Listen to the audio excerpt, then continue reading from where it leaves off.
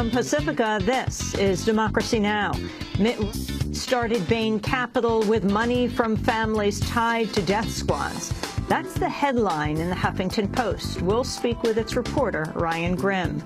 Then thousands of Syrians are flowing into neighboring Turkey amidst heavy fighting in Aleppo and Damascus. Infidel Syrian soldiers shot me. They attacked us with anti-aircraft artillery. We had to flee here. Gunfire began while I was at home with my family. They're shooting everything, everyone. About 250,000 Syrians have left the country. We'll speak with reporter Reese Erlich on the Turkish border. Then Saudi women compete for the first time in the Olympics. I think it really shows that there's progress on its way and that we were allowed to compete. It shows that more steps are going to come and that this was just an amazing thing. And for women in Saudi Arabia, I think it can be inspiring, you know, to not give up on your dreams, because it can and will come true. But have Saudi women been used as pawns? We'll speak with Helen Lenski, author of the forthcoming book Gender Politics and the Olympic Industry, and with Minky Worden of Human Rights Watch. All that and more coming up.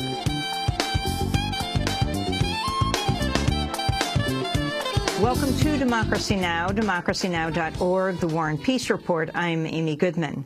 The Justice Department's announced it won't bring criminal charges against the financial giant Goldman Sachs or any of its employees for improper trading of subprime mortgages during the financial crisis. A comprehensive Senate report had called for an investigation of Goldman in April 2011 after finding the firm had exploited unsuspecting clients by unloading subprime loans. Goldman had aggressively marketed mortgage investments to clients at the same time that the firm was betting against them.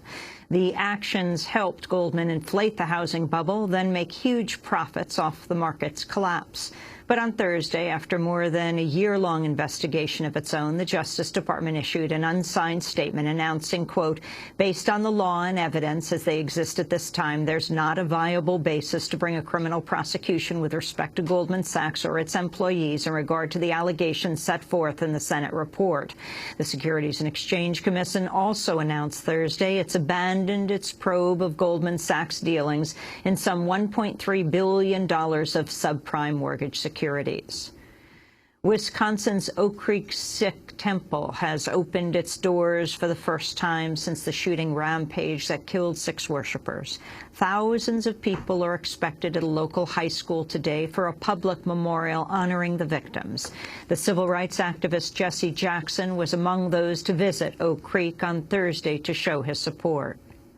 We don't want the Sikh community to feel that it is in isolation. We're part of the same family. What we can do in this outreach to share with you our love and our concerns, count on us to be a part of this, and we must now commit ourselves to working together more closely over a long period of time. Some people, it's their turban, it's their beard, it's their skin color, but none of us should be in some way demeaned because of our appearance. It's not fair. It's not right. In Colorado, attorneys for Aurora movie theater shooting suspect James Holmes say they believe he's mentally ill. The claim was made at a pre-trial hearing Thursday, where Holmes' defense team requested more information to help assess his competency to stand trial. Holmes had been receiving psychiatric care at the University of Colorado before the shooting occurred.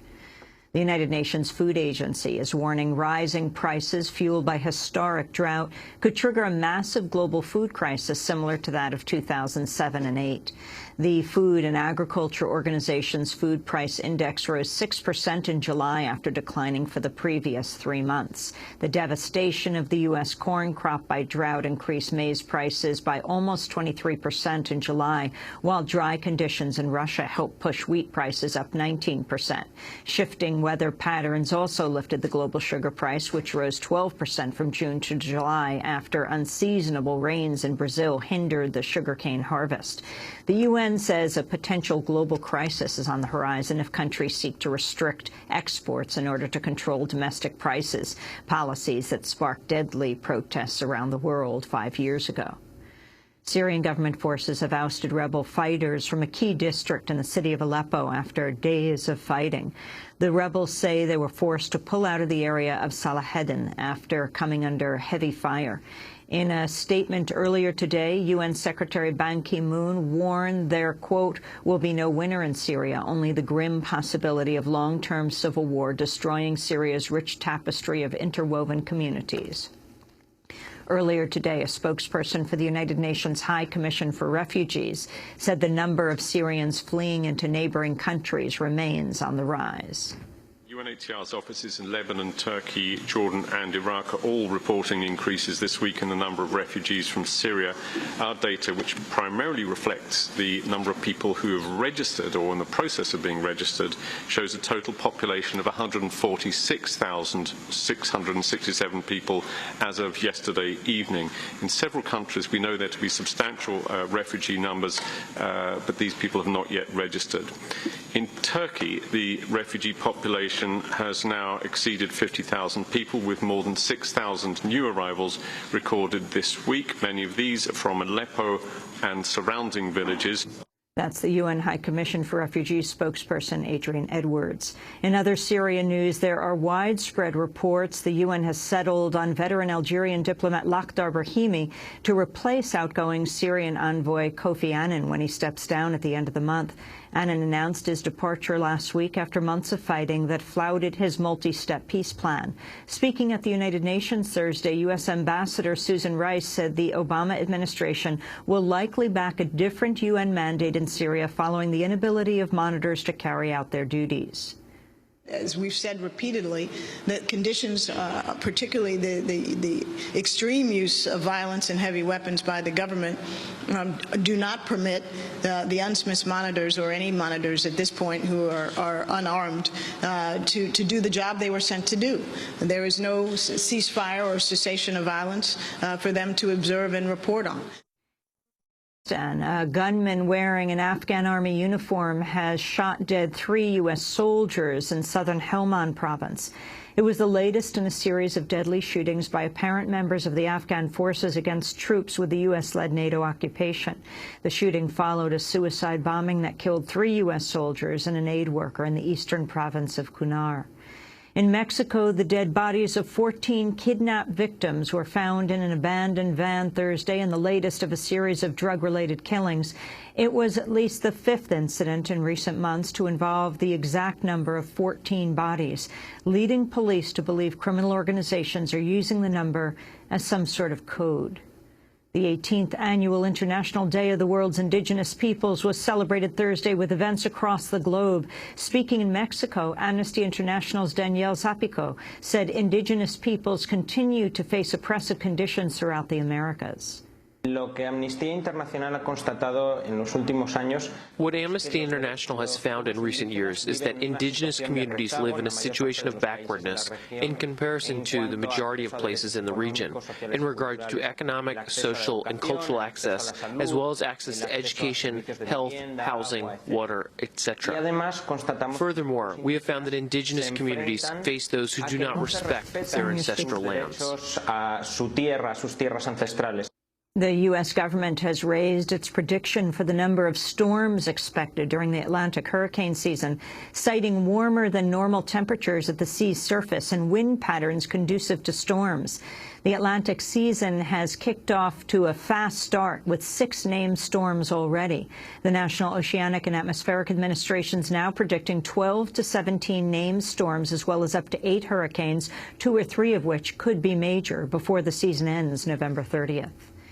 3 peace activists are facing harsher charges for infiltrating the U.S. government's lone site for handling and processing weapons-grade uranium last week.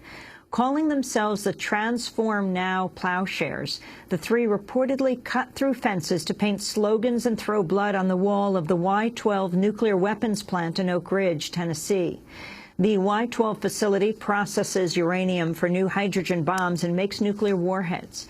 In an indictment unsealed Thursday, the 3 activists, including an 82-year-old nun, were charged with, quote, depredation of plant, which carries a maximum of 10 years behind bars. Attorneys for the Florida shooter George Zimmerman have requested a hearing to argue for the dismissal of second-degree murder charges against him under the state's Stand Your Ground law. Zimmerman's defense team and supporters have cited Stand Your Ground to justify his fatal shooting of the 17-year-old unarmed black teenager Trayvon Martin. The hearing is not expected for several months. And the New York Police Department's launched a new citywide surveillance system that'll allow police to monitor thousands of cameras around the city and instantly call up detailed information about surveillance targets. The Domain Awareness System is connected to about 3,000 television cameras stationed around New York City, with more cameras reportedly planned, as well as several hundred license plate readers mounted on police cars and stationed on bridges, tunnels, and streets. It centralizes information, including live video feeds, maps, license plate readers, and city records, allowing police to gain instant access to information about a suspect's arrest records. 911 calls associated with a suspect and related crimes that have occurred in a particular area. It also allows police to track cars associated with suspects and find out where they've been over the past several months. The system was developed by the NYPD and software giant Microsoft, and the city will reportedly get 30% of the revenue when the technology is sold to police forces around the country. And those are some of the headlines. This is Democracy Now!, democracynow.org, The War and Peace Report. I'm Amy Good.